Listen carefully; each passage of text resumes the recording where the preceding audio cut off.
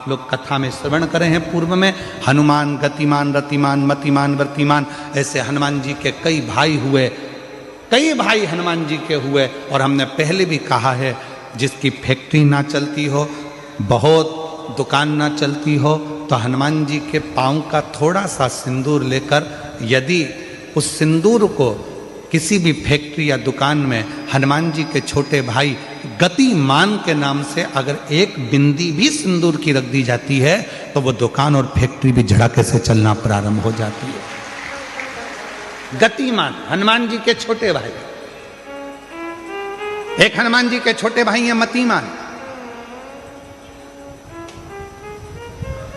जब व्यक्ति डिप्रेशन में जाता है, एकाग्र चित्त नहीं रह पाता है, पढ़ने बैठता है पर एकदम मन नहीं लग पाता है, तो मतिमान का स्मरण किया जाता है। हनुमान जी के तीसरे नंबर के भाई का मतिमान।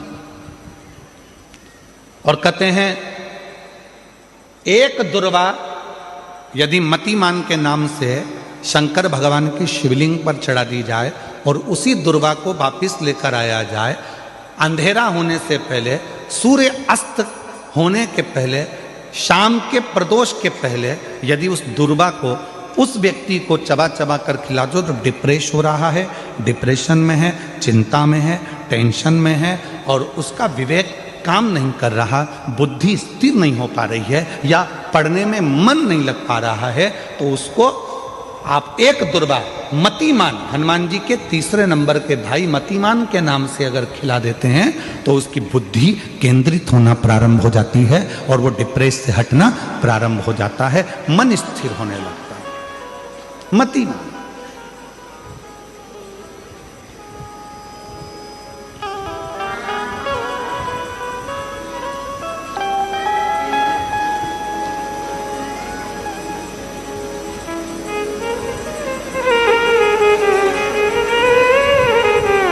और एक नाम आता है व्रतिमान।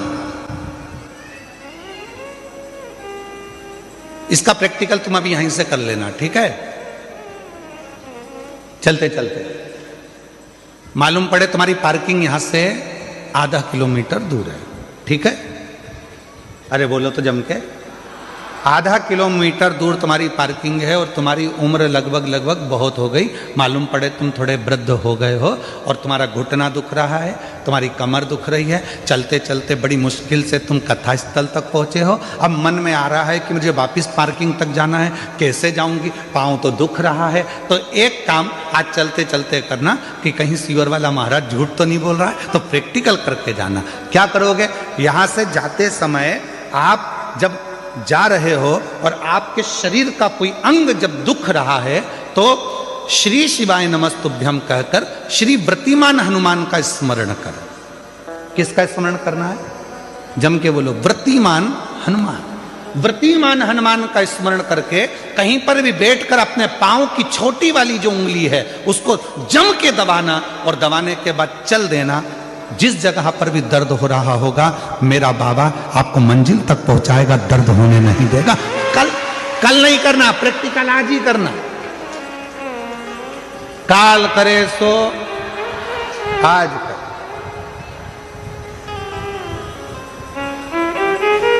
व्रतिमान आज करेंगे गुरुजी, 3 महीने में फर्क दिखेगा। तुम तो आज की आज का बताओ ना कि आज की आज में फल कैसे मिले। तुम बिल्कुल तैयारी में बैठो। जाते जाते व्रतिमान हनुमान भगवान श्री शिवाय नमस्तुभ्यम का स्मरण कर कर एक ऊर्जा के साथ, ताजगी के साथ चलते जाओ। शिव थोड़ा बहुत नहीं देते, मेरे भगवान देते हैं छप्पर फाड़ कर। 2 चीजें हैं आज कथा में आई है, तो आप लोगों के स्मरण में आ जाए। जिसके घर में औलाद नहीं है, संतान नहीं है, जो बहुत बीमारी से ग्रसित है, बहुत बड़ी बड़ी बीमारियां हैं, रोग हैं, तकलीफ है, ये 2 व्यक्ति जिसके औलाद नहीं है, कोई बीमारी से ग्रसित है, कोई बहुत बड़ी उलझनों में फंसा हुआ है, ये तीसरा। ऐसे व्यक्ति को जब शिव के मंदिर में जल चढ़ाने जाते हैं तो नंदी के सीधे कान में जल चढ़ाने से पहले अपने मन की बात नमः शिवाय, ओम नमः शिवाय, श्री शिवाय नमस्तुभ्यम कहकर अपने मन की बात नंदी के कान में कहकर फिर शिव जी को जल चढ़ाना चाहिए। और यदि किसी व्यक्ति को व्यापार खोलना है, कोई प्रॉपर्टी खरीदना है, कोई जमीन जायदाद का लफड़ा हो गया, कोई अदालती केस हो गया, कोई तकलीफ में फंस गया, कोई नौकरी नहीं लग रही है, कोई सर्विस नहीं हो रही है, कोई बहुत एग्जाम दे लिया 1-2 नंबर से दे रहा है, कोई कंपटीशन एग्जाम में नहीं निकल पा रहा है, तो उस व्यक्ति को पहले जल चढ़ाना चाहिए, फिर आकर नंदी के राइट कान में, सीधे कान में ही नंदी के अपने मन की बात कहकर वापिस अपने घर की ओर आ जाना चाहिए। दोनों में अंतर है, दोनों में। जैसे किसी नारी के गर्भाशय में अगर गठान हो जाती है, शरीर में किसी भी स्थान पर गांठ हो गई, कहीं चेस्ट पर गांठ हो गई, छाती में गांठ हो गई, उदर में हो गई, बच्चादानी में गांठ हो गई, या किसी पुरुष के किसी शरीर में गांठ हो गई, तो उसको क्या करना चाहिए?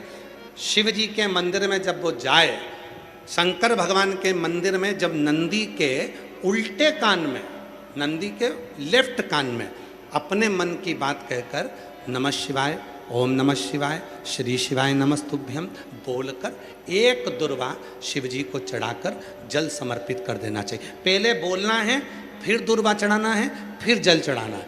आती समय उस दुर्वा को उठाना है, थोड़ा सा जल झेल लेना है, मंदिर के ही दरवाजे के बाहर उस दुर्वा को चबा चबा कर खाकर जल का आचमन कर लेना है।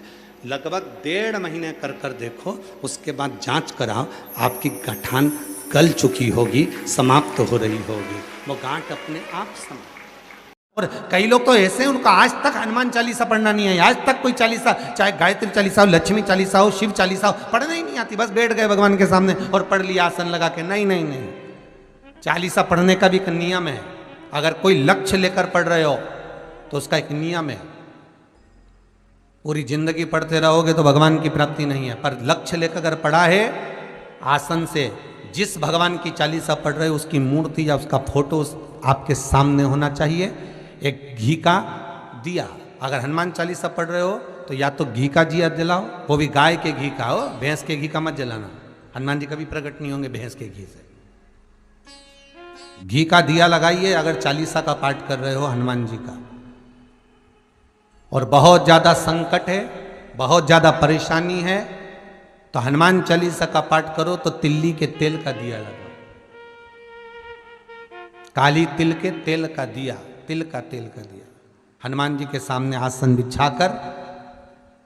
बहुत तकलीफ है तो 3 पाठ प्रतिदिन करो, और एक आसन से जितने समय 9 बजे अगर आप बैठते हो पाठ करने तो 9 बजे ही बैठना है। 11 दिन तक प्रतिदिन 3 पाठ रोज करो। एक पानी का लोटा, कलश, तांबे का जल, अर्थात तांबे का लोटा हो, स्टील का लोटा हो, तुम्हारे पास जो कलश हो उसमें जल भरकर एक सिक्का उसमें पटक कर, एक लौंग पटक कर प्लेट से ढक कर रख दो, और प्रतिदिन बस टाइम पर बैठकर पाठ करो। 11 दिन पूर्ण होंगे, जिस कामना से आपने पाठ करा है बस वो सिक्का, वो लौंग कलश में से निकाल लो, जल का आचमन करो, और जिस काम के लिए करा है वो जल उस प्रयोग में ले लो। उस प्रयोग, किसी से बात करने जाना है तो वो जल पी कर जाइए, कोई से हाथ मिलाना है तो वो सिक्का, वो लौंग अपने हाथ में रखिए, अपने साथ रखिए।